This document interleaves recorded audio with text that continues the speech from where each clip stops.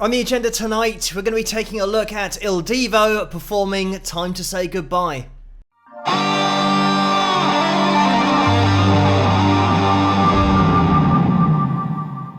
Hello, Phil here from Wings of Pegasus, and welcome to another analysis video. We have had a lot of requests for Il Divo in the past, and more recently following the sad news that Carlos Marin, one of the singers in Il Divo, passed away recently.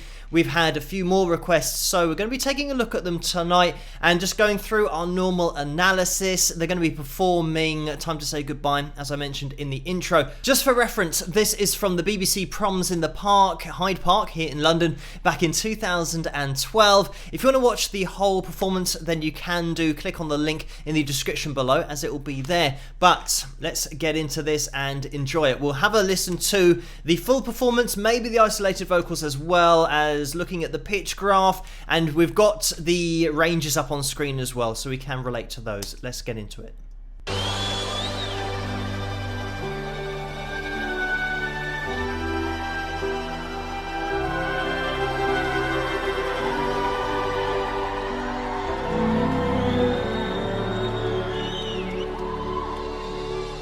Quando sono solo sogno all'orizzonte mancano parole. Sì, lo so che non c'è luce in una stanza quando manca il sole. Se non ci sei tu con me, su le finestre mostra tutto il mio cuore che hai acceso. Dentro me la luce che hai incontrato per strada.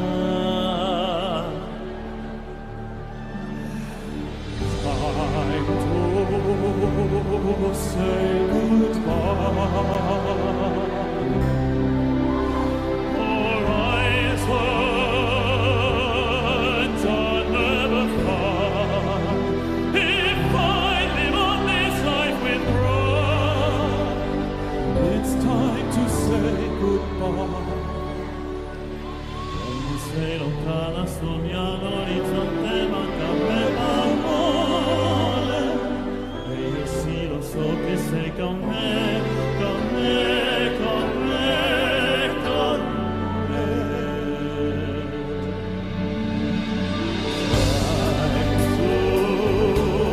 Time to say goodbye.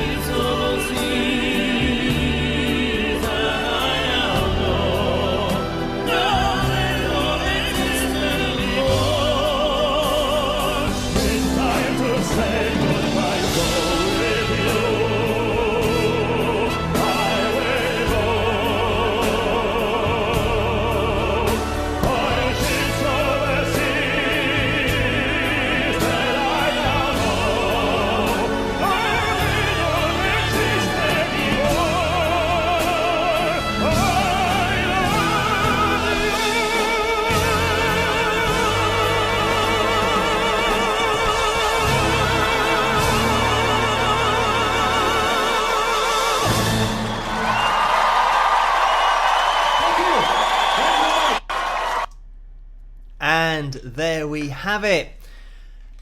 What a great bunch of voices we have there. I've just taken it back because that last note from Carlos is so impressive, considering the fact that when you read up about the band and their vocal ranges, you'll see Carlos's voice described as baritone. That's the range that he sings in, but he's holding an A4 here right at the end. Let's have a listen to it. We've got the pitch graph up on screen as well.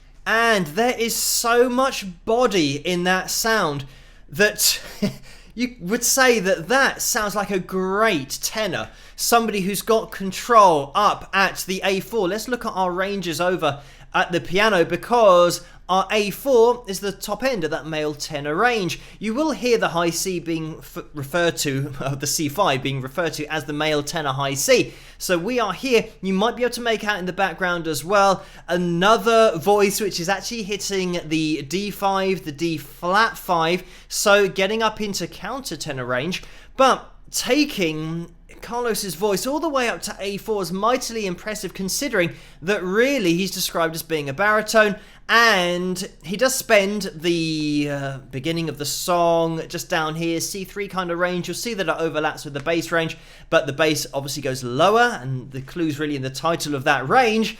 But he's covering so much just with his own voice, but he's got the body and the sound the whole time. And with baritones, when they do start to ascend, they can start to thin out the voice a little bit in order to use more head voice to get up to those higher notes, especially when you're talking about an A4. When I started watching this performance, obviously I'm listening out for each of the voices and seeing what range they cover, because that's a huge part about having a male vocal group where you've got 4 members.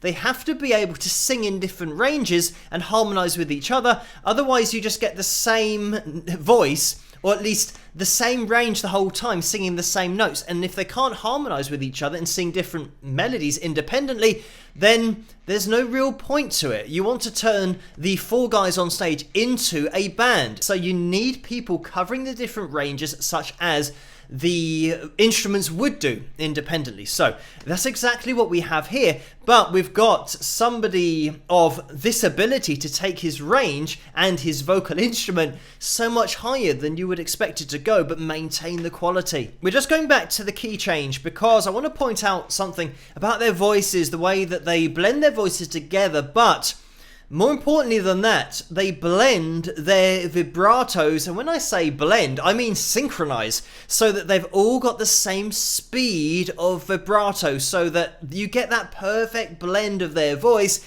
It's effectively the same voice singing 4 different notes when you add them all together and they're harmonizing with each other. I know that in this particular performance they do 3-part harmonies, and sometimes somebody will take over the lead vocal and then you have the 3 singers then harmonizing while then one of them isn't singing. So they do chop and change, but have a listen to this.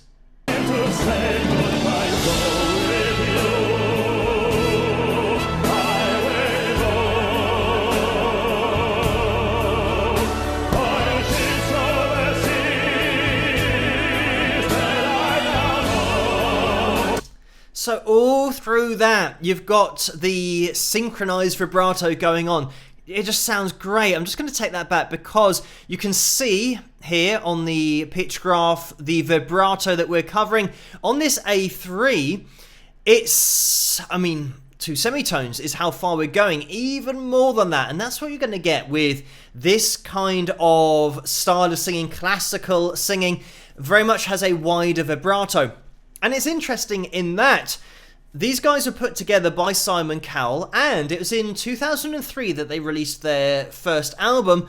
And in 2003, in the UK series of The X Factor, there was a band called G4 that were 4 guys that were singing classical music, and of course they were singing contemporary songs because they were in a singing competition. It'd be interesting to know in which order that happened, because the audition process for the X Factor happens about a year before you actually get to see it on TV. So it's possible that Simon got wind of these 4 classically trained singers called G4 who are auditioning for the show, and they were singing contemporary hits.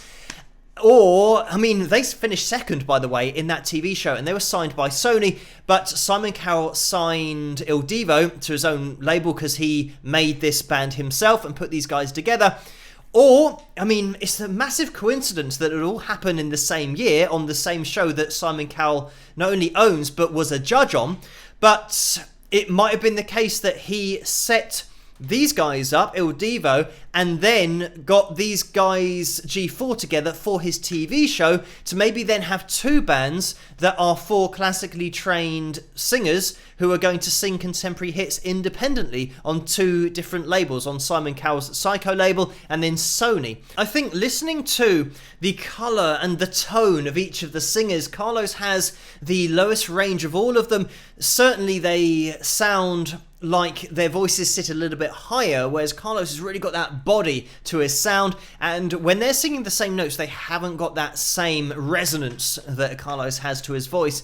We are going to be taking a look at Sebastian here, and this is Sebastian Eisenbard, and I'm not sure whether that's how you pronounce his surname, and he's French. I believe he was quite a popular pop singer before getting into Il Divo, just in his own right, but he then joined up with these guys, and we are just going to listen to a quick section here, and I might just isolate the vocals so that we can focus on it a little bit more.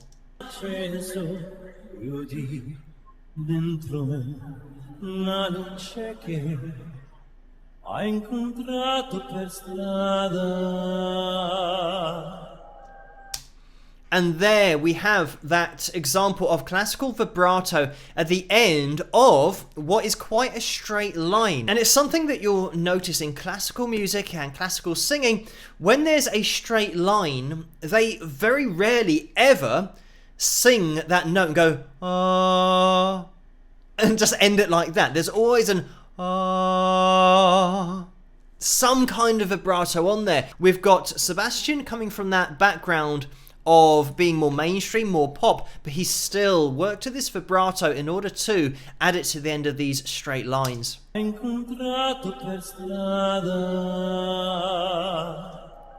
Da-da. Just that little wobble, it just puts it in that classical space rather than having that awkwardness. And it would sound awkward having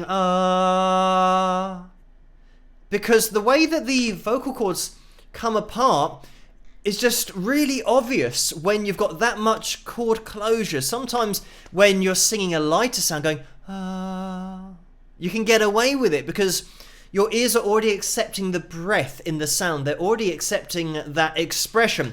Whereas when you've got a slightly more closed vocal sound, it's very hard to get away with going and just stopping. It just sounds too abrupt and not nice on the ears because you're not allowing that note to sing. So I'd say that Sebastian's voice has the ring of a tenor's range to it, though I don't know his range. I haven't seen it printed anywhere, just his background being more mainstream. But then we now get to David Miller. We'll have a listen to his voice isolated as well.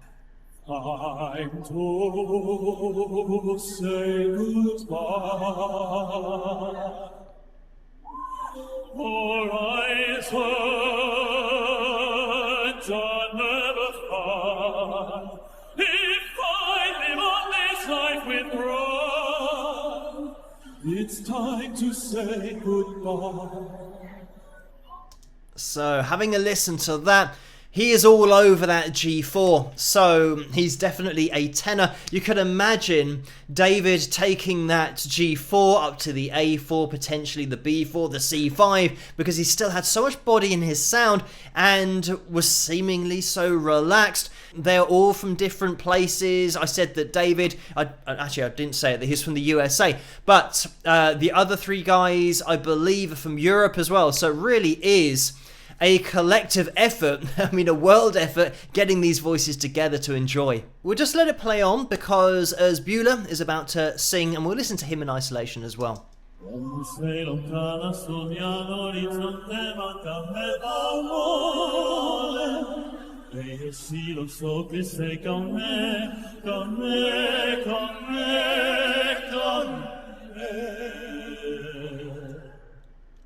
You can just see there, great example of Carlos supplying that higher harmony to Urs's lower line. So, talking about Urs's voice, I mean, again, sounds like a tenor to me, and it sounds like he's got a slightly less dramatic vibrato. In classical singing, you're never going to see a straight line. Unlike auto-tune, it's never going to be a straight line. Even when they are singing straight lines, like I said, they'll add a little bit of vibrato to the end. But we'll have a look at this because when you're looking at the vocal lines on this pitch graph, you'll notice how the vibrato is always over the top of the note that they are singing. So let's have a look.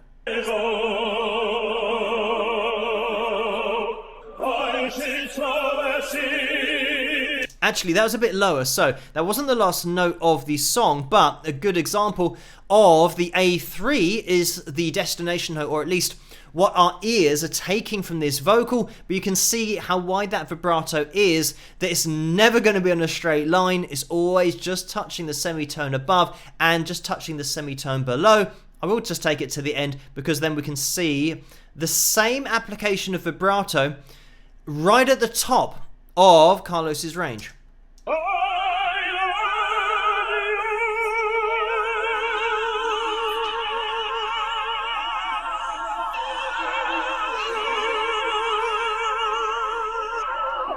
Because we've got more than one voice going on, it's not picking it up particularly well, but the bits that it does pick up, you can see that Carlos's technique is still spot on.